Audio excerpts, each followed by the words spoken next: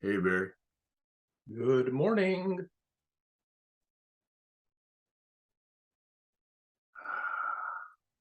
So I'm considering doing just a single hour today That's fine.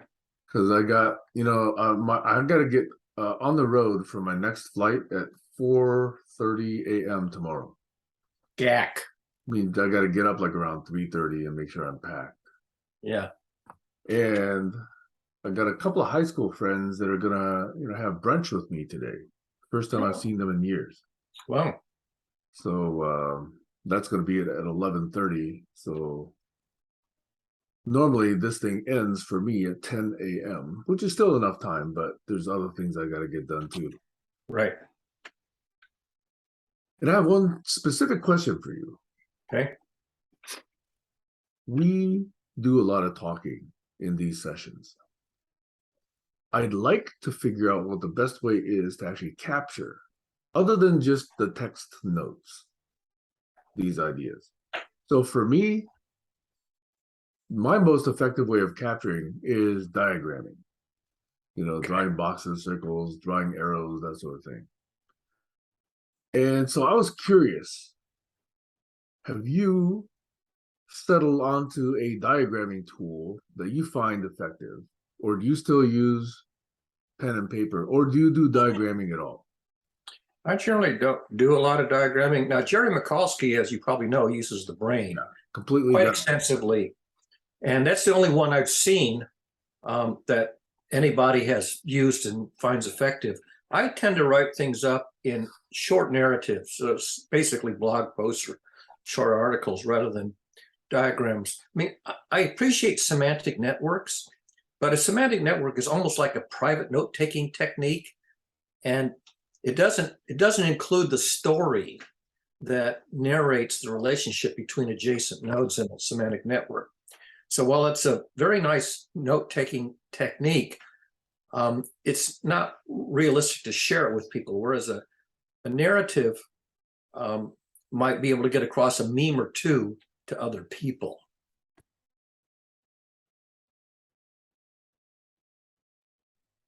Kayla, welcome.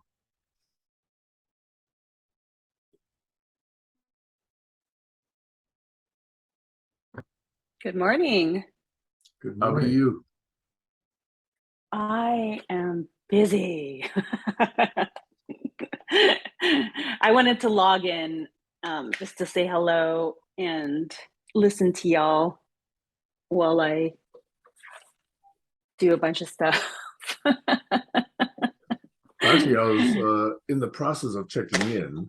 So I don't Oh, I'm actually think I've sorry. talked to you about what happened on Thursday yet. I mean, No, please, please because, go. and this will be a repeat for you, Barry, but I don't think Kayla knows yet. Remember about middle of May, the CEO gave me 4 departments, and I'm now like responsible for product management and architecture and docs and training. Yeah. That was May. So about 30 people or so became my area of responsibility. And so what was interesting is on Thursday, the CEO announced that he was going to put all of engineering under me. And that's now an additional 200 plus people.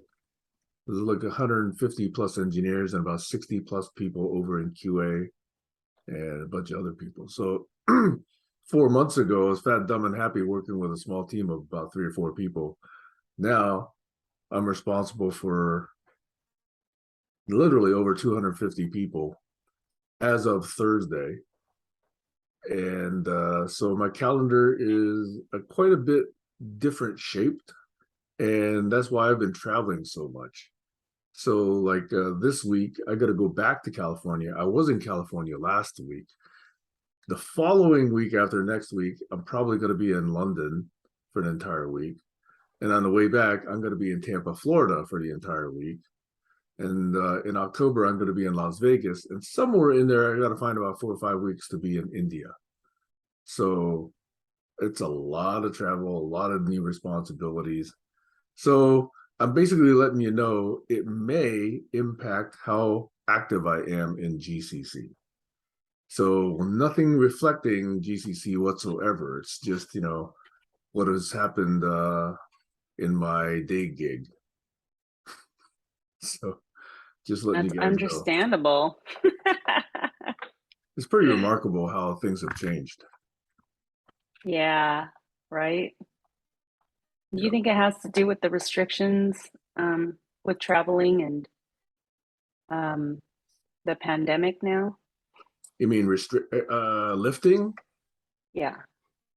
Yeah, because we haven't visited our remote offices in quite a while.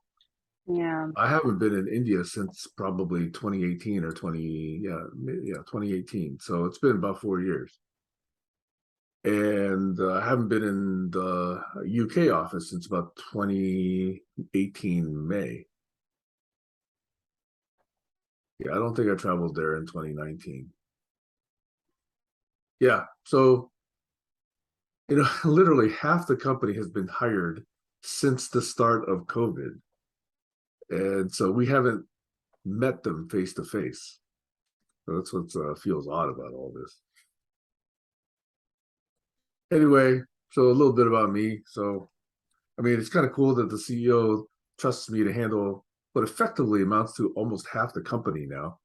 I think the company is about 500 plus people. And so this is just curious turn of events.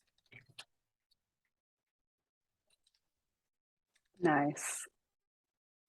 So that's cool. And the dance school is taking off for you, and you're getting gigs every half hour, it seems like. So Yeah, you're in right. a similar situation. Barry, did you know Well, this? Every time Kayla even thinks that she's like slightly disappointed with her job, bammo, along comes another job that pays twice as much in like 30 minutes, maybe less. I don't know what she's got yeah. going, but yeah, I want to learn what that's all about. Well, did I miss Barry's check-in? I don't think Barry has checked in yet. No, Okay. I haven't really said much of anything, and really is anything new that I didn't say yesterday. So life is slow in the post-retirement lane. That must be good though.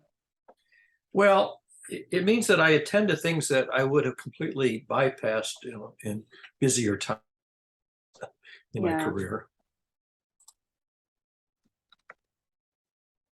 Ooh.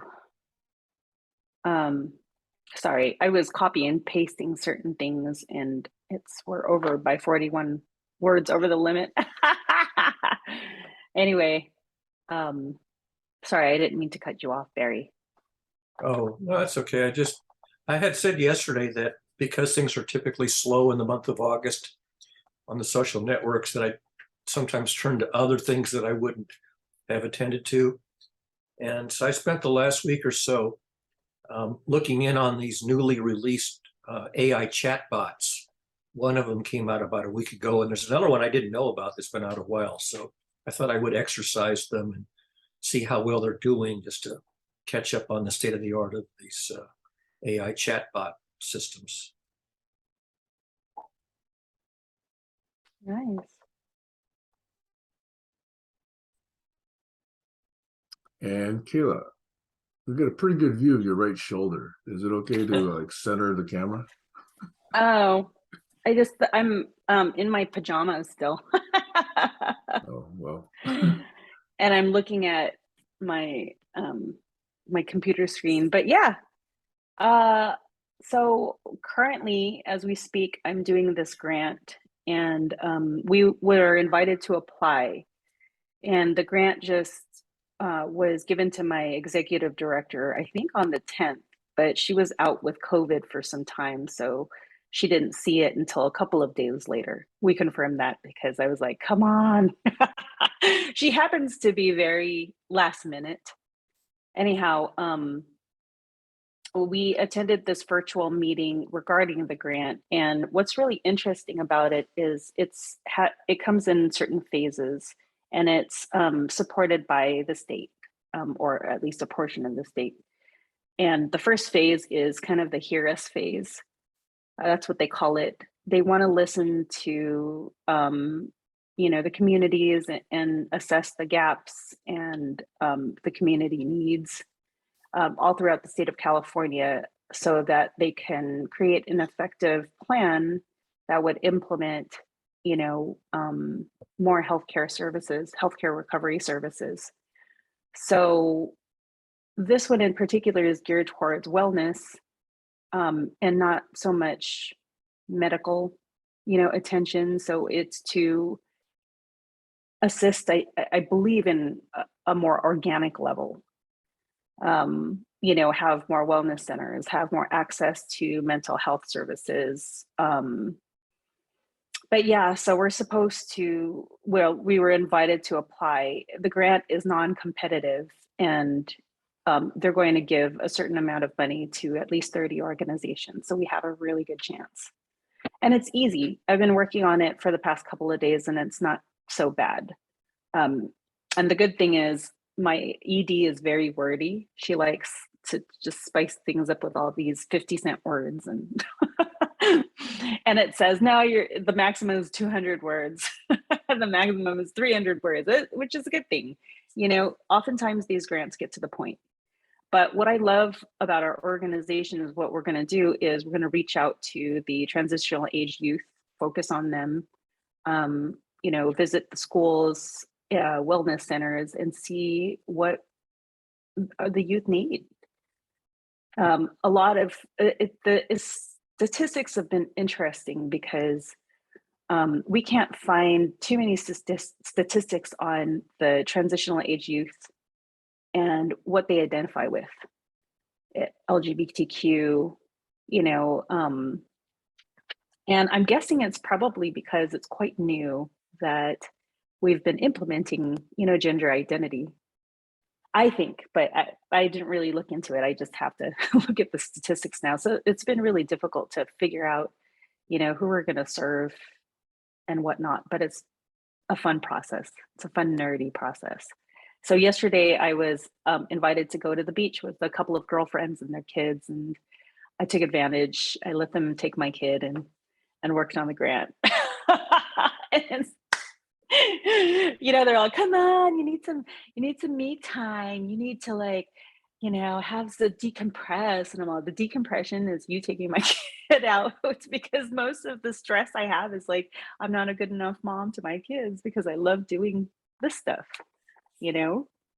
So that's what's going on. And on top of that, speaking of the dance group, so again, I have a wait list and everybody knows that I'm going to go on hiatus for at least 3 months. And they're like, why? And I was like, because I have a full-time job and there's just me. So next month, I'm going to be teaching 3 classes a week.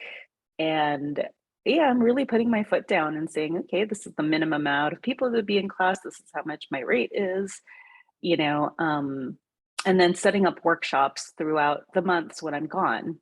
See, I can show up for a couple of hours, but to put a program together and teach, it's a lot of energy, it's a lot of time. And so I'm having at least 3 guests come during those 3 months that I'm in hiatus to be able to teach my girls, because everyone's like, but what, why? And I'm like, because I work. So that's what's going on with me. Oh, and I'm getting a new dining set. I'm so excited. It's going to have like upholstered chairs and it's going to be really pretty and it's going to have a matching hutch. So one of my divorced friends, I guess she has a lot of money. She said she's downsizing and they're selling their house. And instead of selling their furniture, which they can't take, she said she'd rather just give it away. So I'm all, score. So nice when people with nice things give it away. So it makes people like me happy. So that's it. That's my chicken. Sounds great. Life is going smoothly. It looks like it's in flow. Yeah. And I'm getting a bonus for this. Pay for my debts. Actually, since you're writing the grant, you could write in the percent bonus, right? Yeah, right. Oh my gosh. No, it'll be a good bonus. Oh, one last thing. So remember when I got into a car accident and I was being really moody about it? I don't think I was being that moody, but I was kind of internally going, oh my gosh, a $500 deductible. Ugh. I was angry. I wanted to write some angry things online. So my insurance company said that they followed up on the person who hit me, or at least capturing the car that hit me. They discovered that the person attached to the car has no insurance, and so I don't have to pay my deductible. So it's having a bonus all over again. So yeah, thank you. Thank you, universe.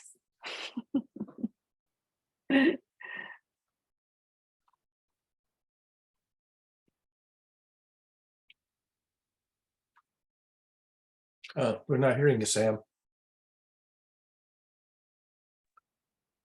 I actually was unaware how that worked. If the other party has no insurance, then you're not liable for your deductible? Really? Yeah, because I guess I don't remember, but remember when I worked in an insurance company? That was the benefit of working in an insurance company, You because weren't they're all, like, okay, this is what you should have.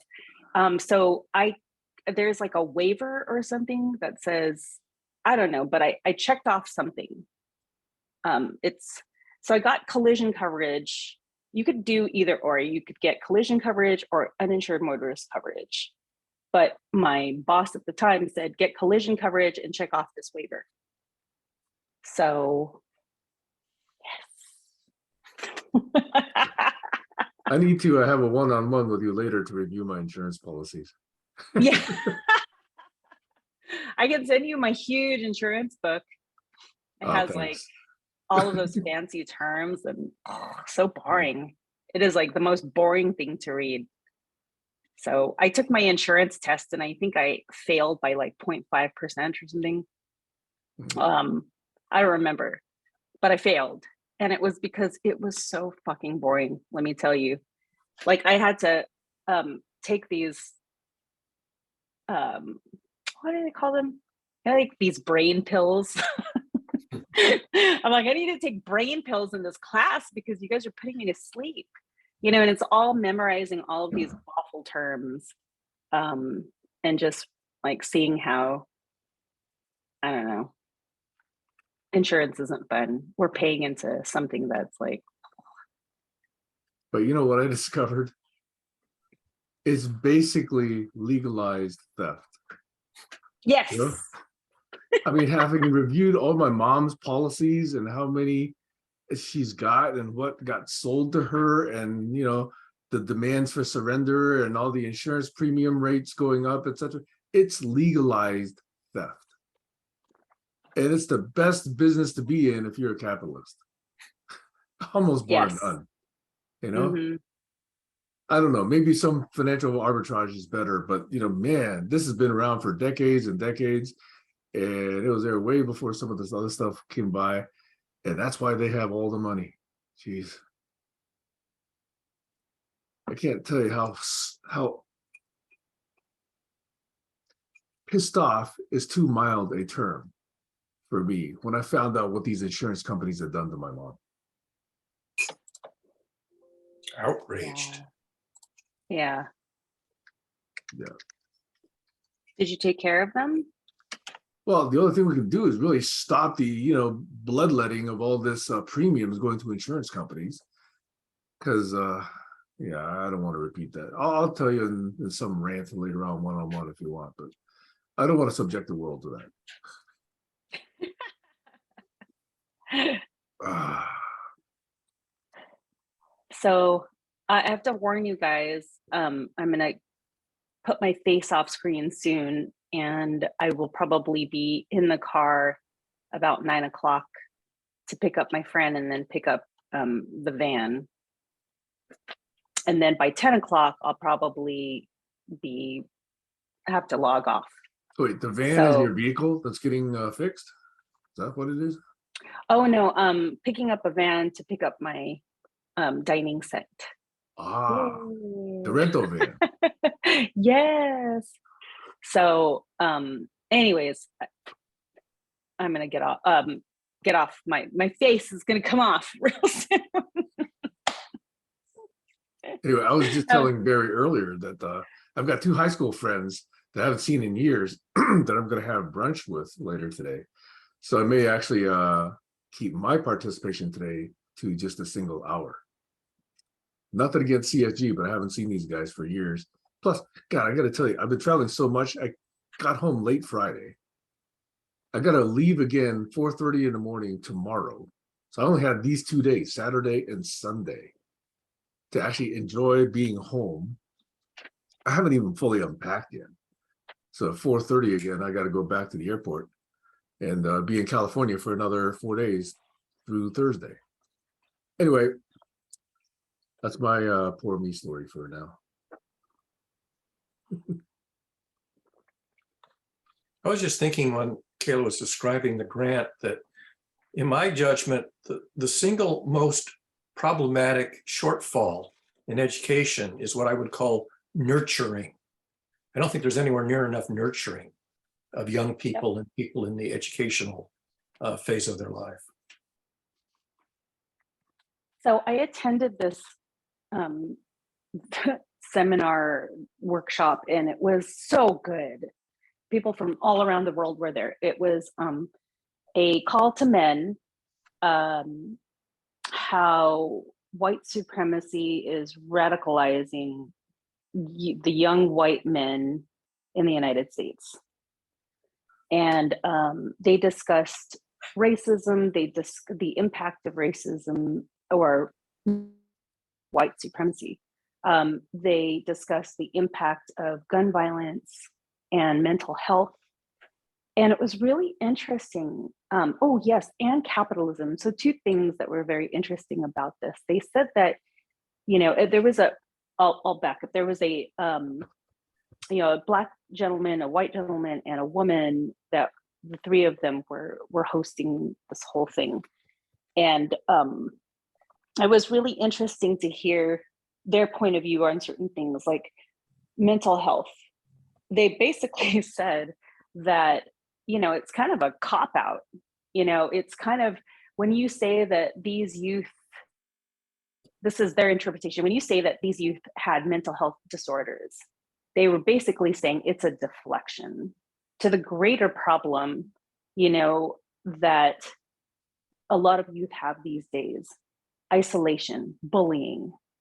So they brought up these statistics saying a great amount of these mass shooters are white boys, and they have been bullied and ostracized and isolated. And so to say that they have these disorders is basically deflecting the issue. I thought that was so cool. And then the second thing they were talking about is violence. They said capitalism is violence. And I was like, yeah, that's something to really think about. So anyways, what do you guys think about that? Was that session Capitalism and recorded by chance? yes, it was recorded. Is it available to review? I don't know. I'll take a look.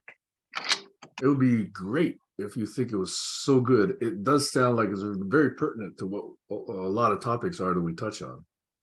Mm-hmm. Yeah.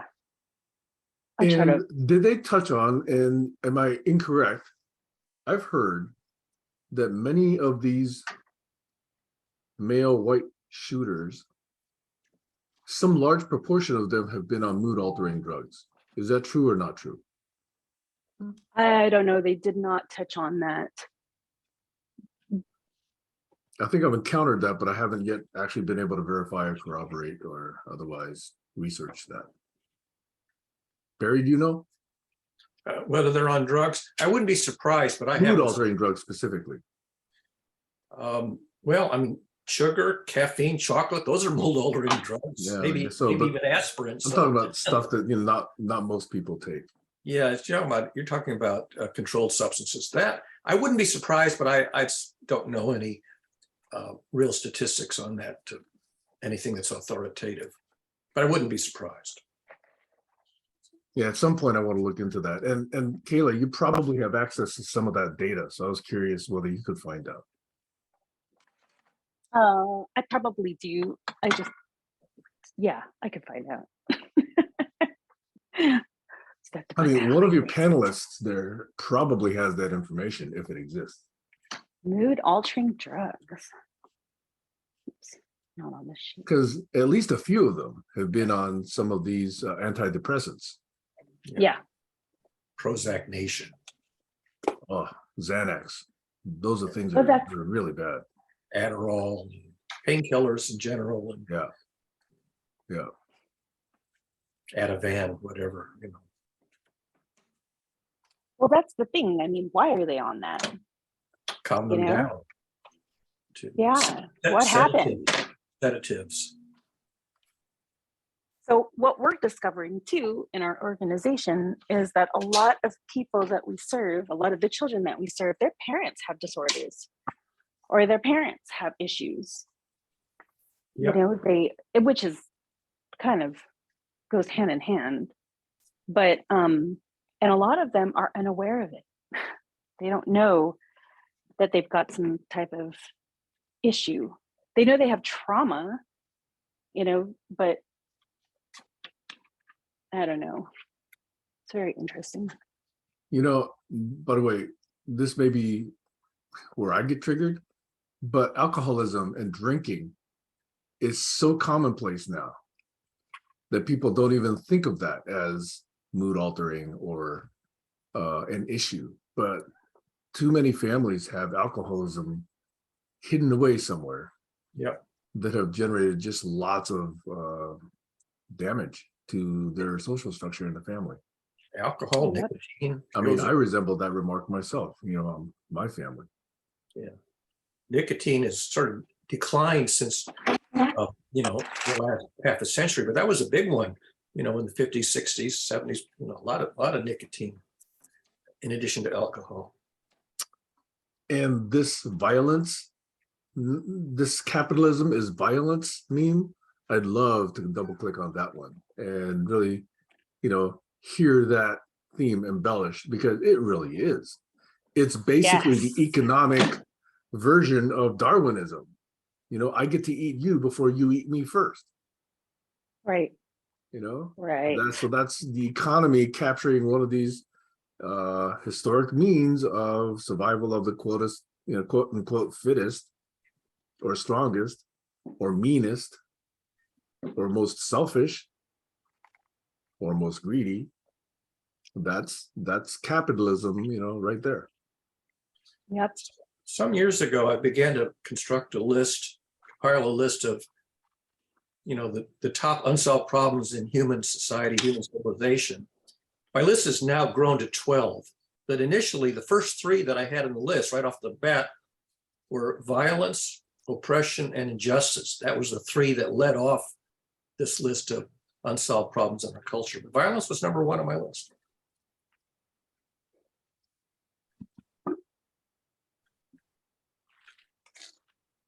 Caleb, did you have more context on that capitalism is violence meme?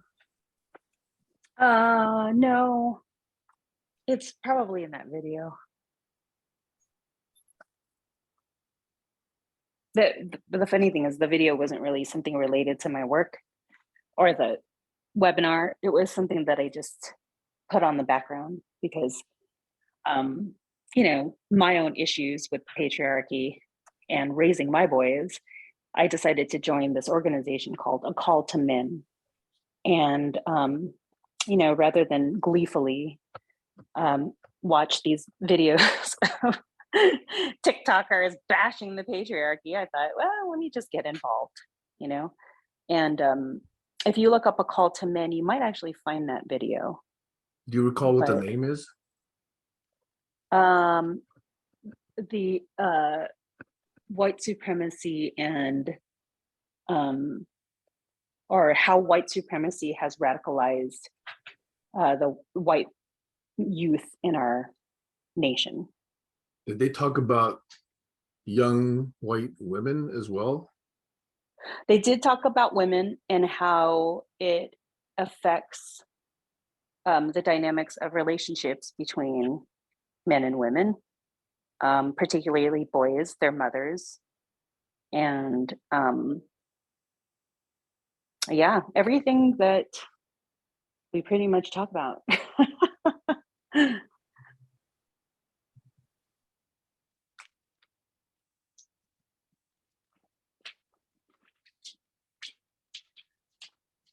Did they Sorry, connect I'm it? being so vague.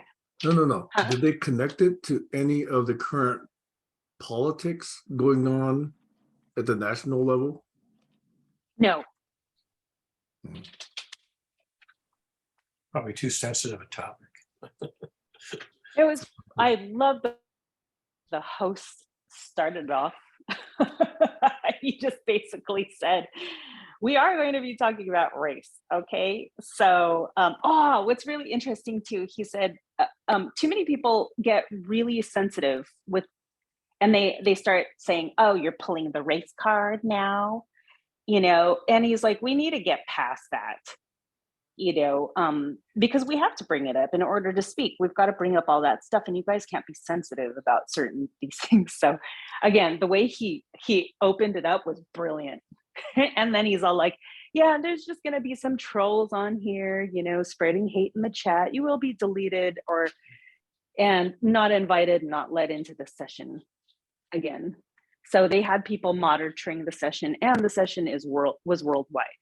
So we had people from Mexico and Canada, and I think from Europe too, in this session. It was just 1 hour. They kept it to 1 hour, and I was sad because I could have listened to them all day. I'll definitely look at that. They might have mentioned the capital, but yeah, I think it was too sensitive of a topic in that forum.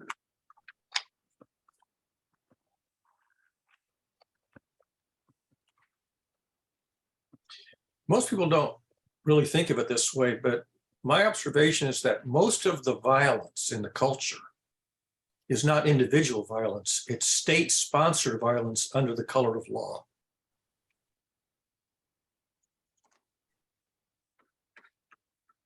Very well put. So I found the website Call to Men. I found an article, White Supremacy, Culture, and Anti-Blackness in America. That was back in May. Oh, So it doesn't interesting. reference yet this webinar that just happened. Here's another article that's called White Supremacy Culture's Role in the, oh, here it is, in the radicalization of white men and boys. Yes. August Yay. 17th at 1 p.m. Oh, click the link below to watch. Here we go. Woohoo! You found Copy it. link address. Here's the link address. I will put it in the chat. There we go. Thanks for bringing that reference, Kayla. It sounds very pertinent. Yeah, you're welcome. So other than watching videos, what else do they ask people to do? I think I'll probably find out what membership entails. Get involved. Here we go. Get involved. What do they ask people to do for the organization or during the video? It's just it will take action from all of us to create a more equitable world. We invite you to partner with us today. Here's how to get started. Instagram, Twitter, Facebook, LinkedIn, Healthy Manhood Facebook group for daily discussions. So I'll probably do that to start. Yeah. Download our Live Respect curriculum for middle and high school boys and get certified as a Live Respect trainer. That's good. Right? Yeah. Yeah. That was good. Okay, go outside. Did Maxwell and Damien know that you were attending this? No.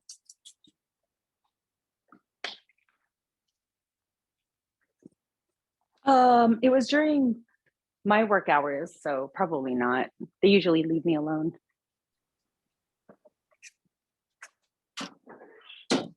Oh, I noticed two of the panelists were Black, and Scott Davis is from he's Like Can't really tell from the Brooklyn. picture. What? I think he's from Brooklyn.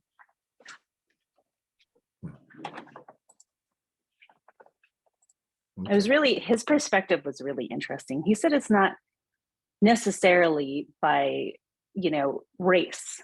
And he was saying that, oh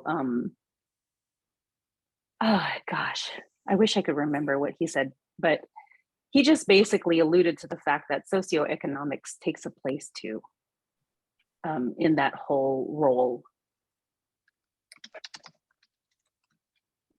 They introduced this term called the man box. Did they use that term in the webinar? The man box? Yeah. A call to men coined the term the man box to illustrate the collective socialization of men. In the man box, men are expected to be strong, successful, powerful, dominating, fearless, in control, and emotionless. In the man box, women are viewed as objects, as the property of men, as having less value than men. The teachings of the man box allow violence against women, girls, and those at the margins of the margins to persist. The man box perpetuates a heterosexist norm that devalues all those who don't conform to a gender binary.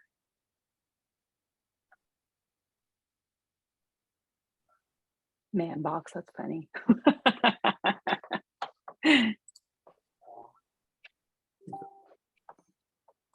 Cool. Okay, more homework to do.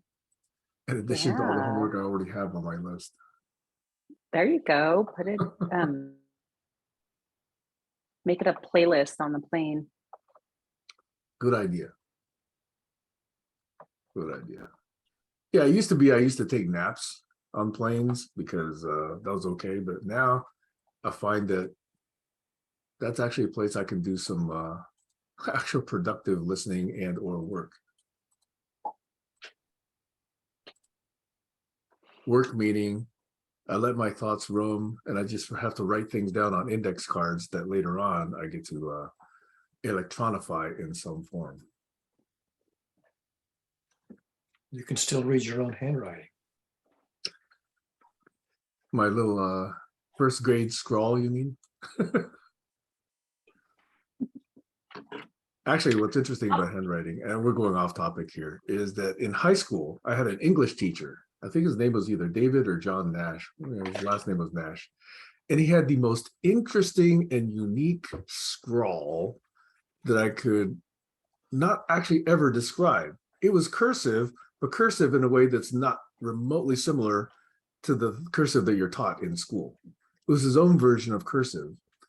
And I could see how the letters made sense. But it was really, really interesting. It was kind of like a calligraphy of a kind. I've never been able to, develop anything like that on my own. So mine is just a very simple scroll. Anyway, too far off topic. Kayla, that was actually very interesting. I really will follow up on this.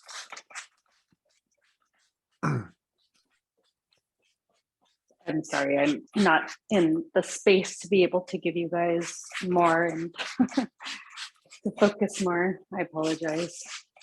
Wait, are you cooking? No, I'm wiping. You're still writing your proposal? No.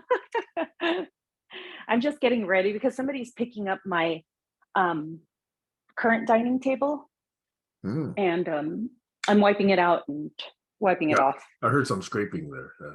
Yeah, sorry. Okay, no problem. I apologize. Anyway, Josh, welcome to you too. We've not actually welcomed you yet. We know you're there. Jump in anytime. Anyway, while you guys were joining, I was asking Barry because so much of what I'm really trying to do is capture what we're doing in these conversations in some form. And so in addition to capturing notes from our conversation as people hear them, I was curious because for me, one of the best ways I process information and ideas is to diagram them. Draw boxes around them, draw circles around them, and draw arrows between 2 or 3 of them, organize them in some way. And if I do this on paper, it's possible, but I really find myself most effective when I can get on a large screen and move boxes around, move circles around, draw diagrams, draw lines and arrows, remove them, reconnect them, regroup them, color code them, you know. So I really like thinking in that fashion. And that's the kind of stuff that the brain does not let me do. The brain has one way of presenting these connections to you, and you can't really get it to look different. They've tried a feature where you can actually move things around and rearrange things on the screen, but it's hard to return to it, at least for me. You know, first you got to name it, then you got to go figure out how to get back to it. So it's not natural. It's not in the flow of thinking and working with ideas. So I've been using this tool that I found way back in 1993. Wait, is it? No, 2000 or 2001, sorry, called Axon, Axon. And unfortunately, the guy that produced it is in Singapore and retired. So I have the last version of it that he created, which was, I think, in 2013. And it still works on old versions of Windows. Unfortunately, it doesn't work on anything else. So even I have to even create VMs, virtual machines of old Windows virtual boxes in order to run this thing. But it's so good that that's what I do. Actually, somebody did do a hack, I believe, and it does run on Windows 10. So I think I've not used those VMs anymore. And by the way, Barry, you'll be interested. He did this using Visual Prologue. Oh, Visual Prologue. I use Prologue, but not Visual Prologue. Visual Prologue. And his capability, which is very, very simple, by the way, but it's more powerful than you would think. It allows you to draw shapes, connect shapes, and if you move things, the connections, move along with them. Simple. A lot of things do that right now. But he also has a simulation mode. And I noticed that what you were talking about actually is kind of interesting, because once you actually connect these things, you can actually put an equation on the connector. So the previous thing had a value, then you could actually execute that equation on the value or the inputs and get to a value for this other thing. So he's got examples of simulations in a number of different industries, process control, chemical engineering, finance, all these applications. He's got templates for all of that. Now, I've never used it in all of its power. I just use it to connect thoughts and rearrange thoughts, color code thoughts, and group them, and even that enhances my thinking in a way that no other tool lets me do. So I find, unfortunately, that's my most productive tool. Drawback is, number one, it's no longer supported. Number two, it's a single user tool. I'd love, one of my projects that I dream about doing is create that capability as a collaborative multi-user tool. So I'd love to be able to do that. Writing the specs for it actually would not be too difficult. And in fact, one of the main reasons I've been learning Clojure on my own at a low level for a couple of years is because I want to rebuild this tool in a modern stack. So that's what I want to be able to do as an aside. So my question to you, Barry, while you guys were joining was, what tool have you found? And I heard Barry say, well, he mostly writes rather than diagrams. So I was kind of curious on a personal level, Barry, whether you've been characterized more as left brain or right brain, because to me, it seems like right brain people think visually, spatially. So I would have expected, if you were right brain, to actually be enthralled with diagramming tools, because that's the way I am anyway. So that was a question to you. Over.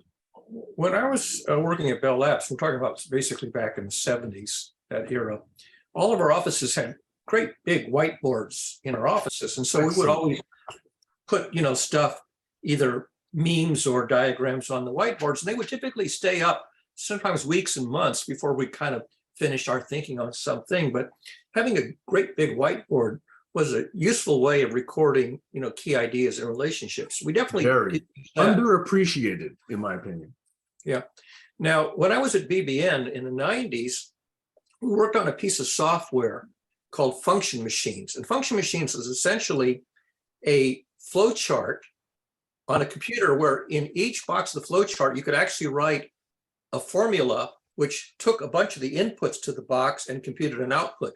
And you could wire up these boxes in a flow chart, including, backputs. That is, it could be loopy, and you could model relatively interesting things with this function machines kind concept, except that the amount of real estate was kind of limited. So you could, after you had about 12 boxes or 12 functions, you sort of ran out of real estate, and the spaghetti wiring kind of got a bit much.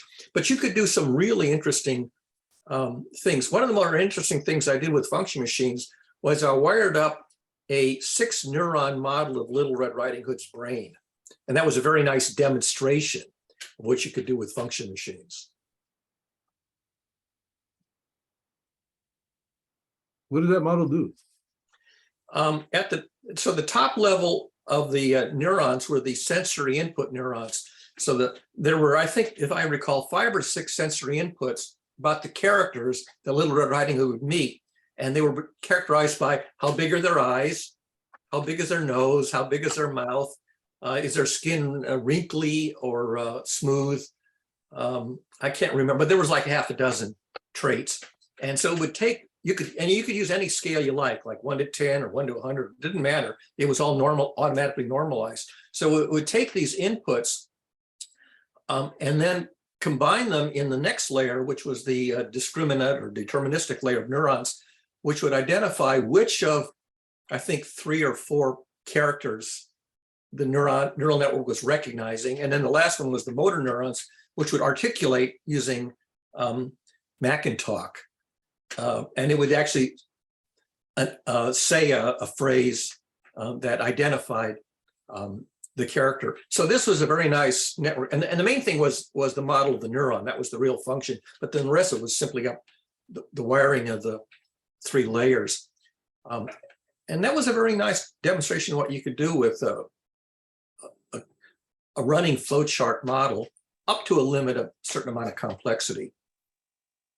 I love that. You know why? Because it triggers in me another meme that I often rant about, which is that recognition, way more than reasoning, recognition is more crucial to intelligent thinking. And I really, really have come to this by a number of different means, but one of them is looking at the relative gray matter or brain mass devoted to recognition of auditory or visual or other signals versus the reasoning components, which didn't evolve until much, much, much, much later in brain development. But the recognition pieces are way earlier and way more developed and way more massive in the human brain. So it sounds to me like you created a simple recognition network. Yep. Which clearly is fundamental before you can actually reason on anything. Correct. No? And part of recognition is labeling things. By the way, it only took me a morning, like 2 or 3 hours, when the idea occurred to me to try to make a little model of hiding this brain with a small number of neurons. It only took like 3 or 4 hours before I had the first working version of it. After that was just minor tweaking. You know, it might be interesting if you wanted to re-engage. There are now tools that Google and others provide, you know, Microsoft does as well, that'll let you create, or even a lot of these free open source machine learning courses. You could actually take one and in a notebook or in Kaggle or in, I don't know, there's a version, a whole bunch of them. You could actually recreate your little simple recognition network. Sorry, I don't mean to trivialize it, but you could recreate a recognition network in a modern stack, Barry. And that would be cool, I think, for you to play with. If I had the time you got, I think that would be one of the things I would put on my list, just me personally. It's writing in chat that I actually have an old vintage Macintosh from the 1990s. It still runs function machines. It runs in before Mac OS X, the old system 8 and 9 generation. But I still actually have an old machine that can run it. And I have a collection of applications and function machines, of which the one I mentioned is one of them, but quite a few others too. But that's all. I mean, we're talking about stuff that's 25, 30 years, you know, ago. Yeah, the concepts are simple, but the ability to implement those concepts today are way more powerful than they were 30 or 40 years ago. Yeah, yeah.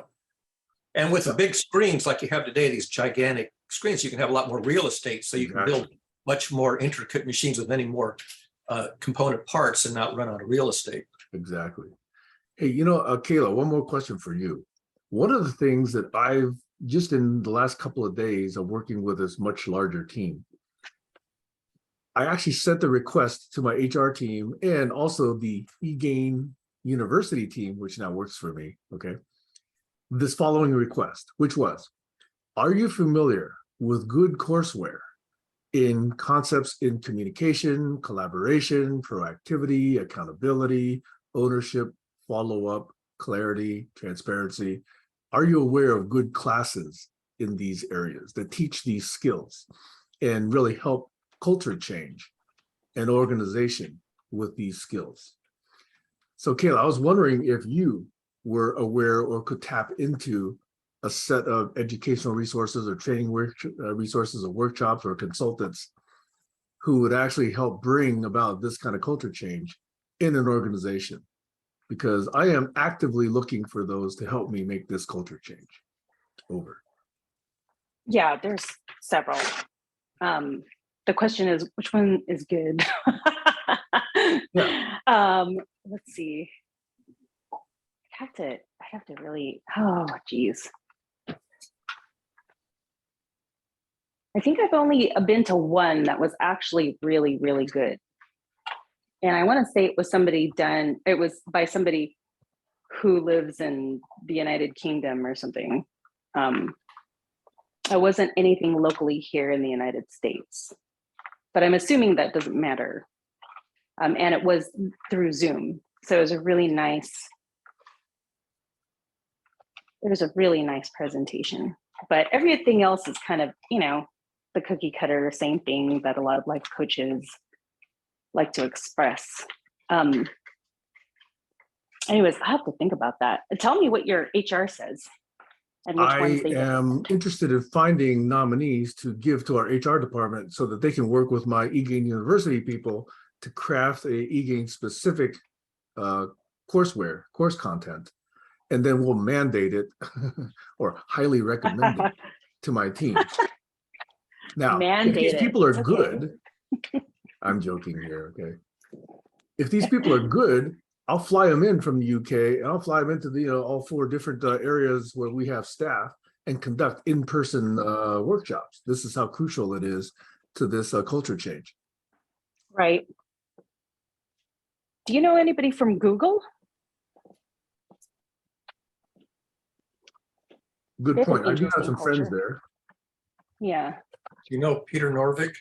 I do know Peter Norvig. In fact, I'm one of the few people I would bet that has actually offered an employment offer to Peter Norvig ever in his life.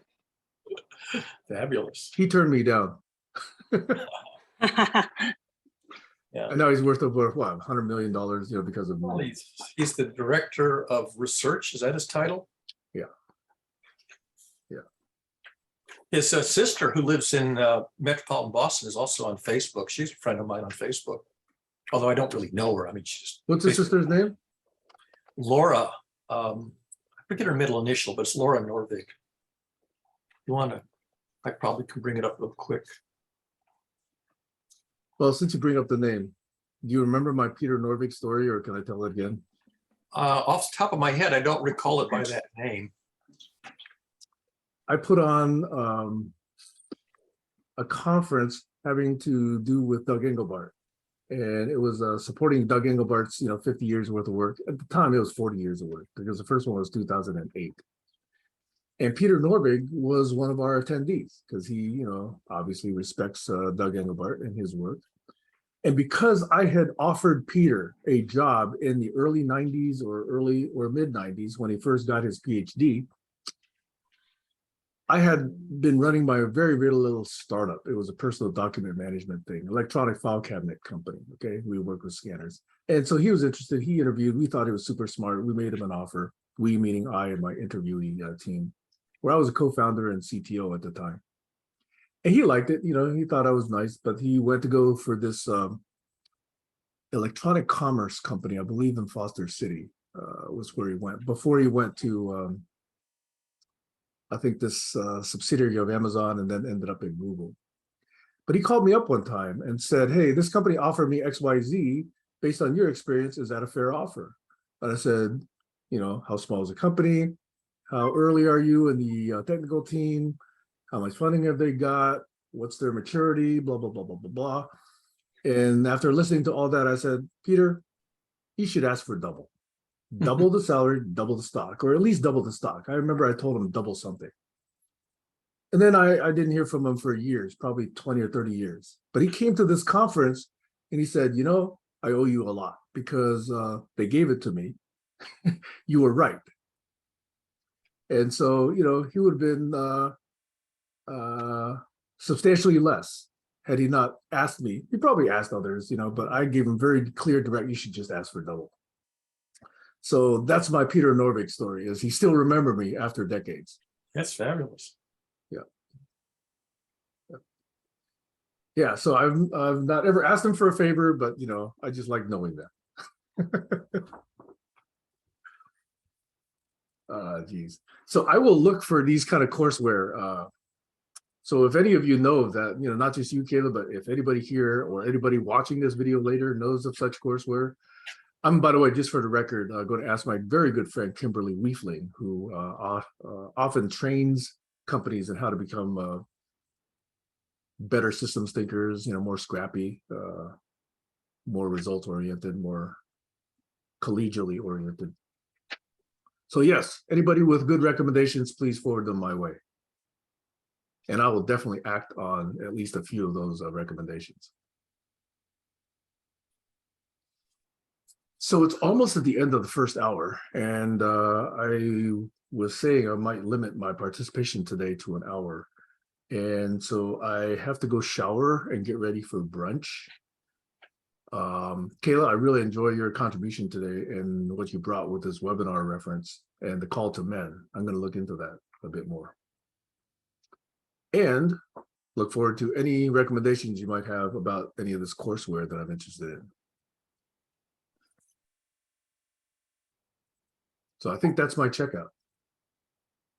No, have a good time with your brunch and good luck on your travels. Yeah, Barry, I'm going to make you host, and then we'll see what else wants to happen today.